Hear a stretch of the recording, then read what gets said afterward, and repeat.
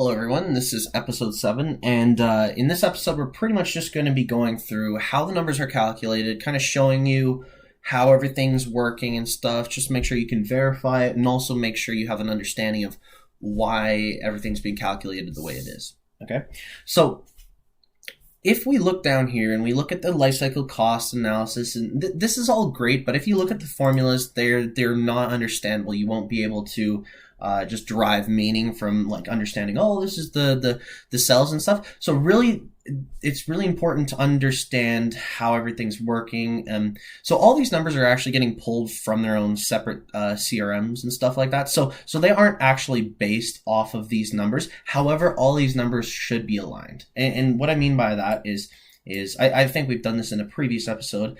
If we select expected and we look at the life cycle value 793.77, and we go down here, and in the selected tab, so because we're on expected, all these it's grayed instead of the white, as you can see, but it's the inverse of that. So 793.77 as opposed to negative 793.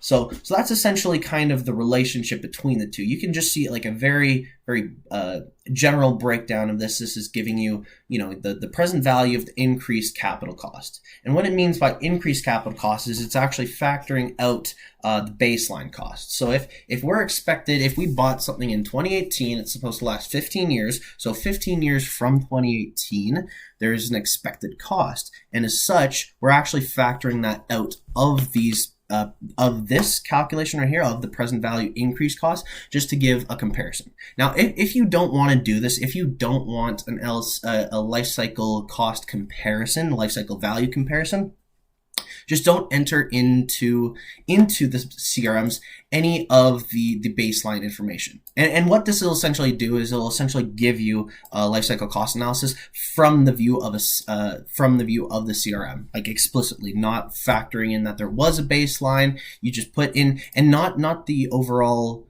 building usage, but you would want to factor in the amount of usage that this CRM is using.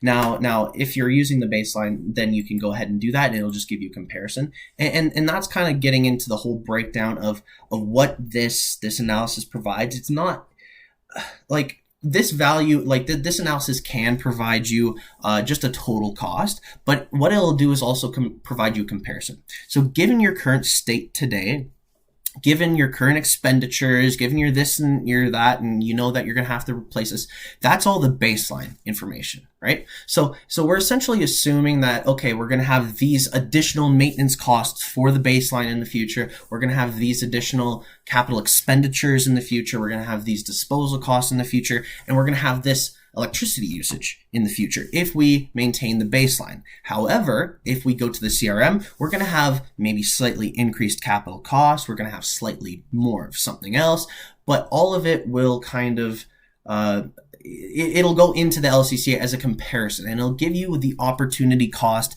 in a present value format given the discount rate. And so that's why this is pretty powerful. And my point of this whole thing was to show you that these are giving you kind of the formula that you would have seen that's been given to us. It's the LCC equals capital like investment equals plus this plus that plus flat minus residual value. This is essentially doing the same thing, where it's kind of divulging, okay, this is what it is, and it is adjusting everything properly so less the decreased operating cost, because otherwise it would be including the increased operating costs into this cost comparison.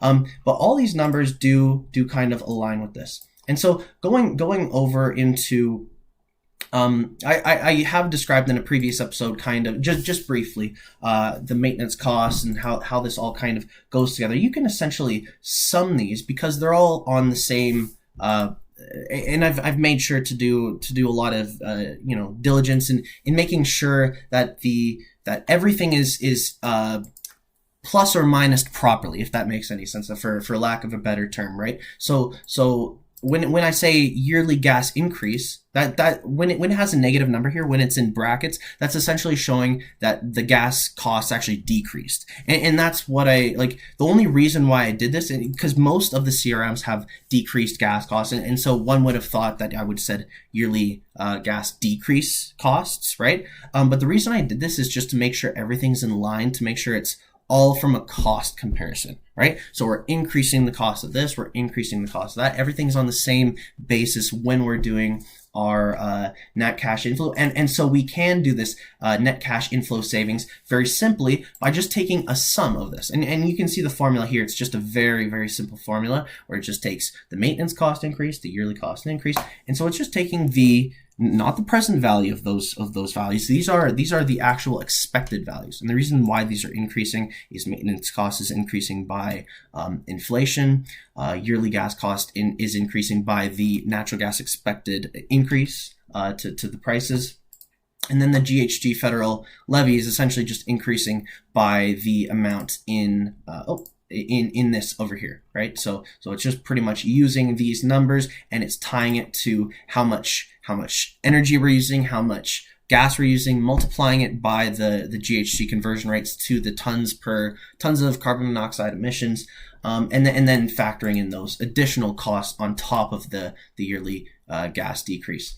And so that kind of gives you a overall kind of what you're either spending on a yearly basis or what you're saving, right? So it's kind of showing you how much cash is either flowing out of your pocket or being retained within your pocket because you're saving money on gas bills, you're saving money on various things, and all of that. So let's refer to the cell right here, AN21, right? So it's $81 of net cash inflows. We're discounting that to $32.84, and this might be a little bit shocking for some people. And last episode I did describe pretty in depth why this is.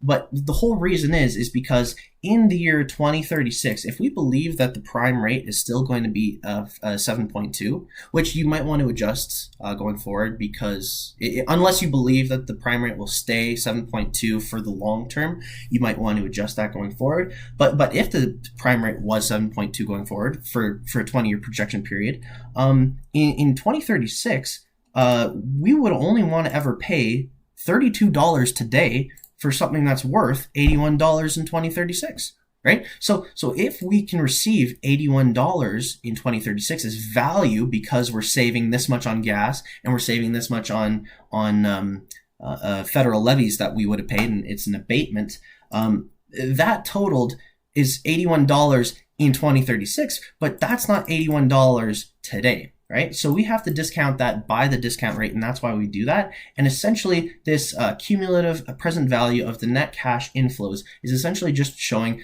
a summarization. So the first year, it's just taking this, and then the second year, it's just totaling this plus this, the third year, et cetera, et cetera, et cetera. So essentially, what we can do is we can get and this really just shows us what it's almost like a life cycle cost, like life cycle value comparison or life cycle cost comparison. However, it doesn't factor in the residual value. And if I want to get a little bit complicated here, the life cycle value using the residual value is essentially taking the capital property. So what we're doing is essentially taking this initial value, the cost of implementation in 2023. So $1,800, and it's essentially depreciating it every year using a straight line depreciation method, so just using a straight line, and it's essentially at the end of the period, it's essentially going to be worth nothing, right? So what we're doing is we're also taking this value over here, and let's say in 2034. The residual value is $236. Now, one could just subtract that from the cumulative present value, but what you're not doing is you're not discounting. The same theory as I was saying with the $81 in 2036, it applies to the same thing. If I'm promised $236 in residual value in 2034, you need to discount that $109 in order to reflect its current value, essentially.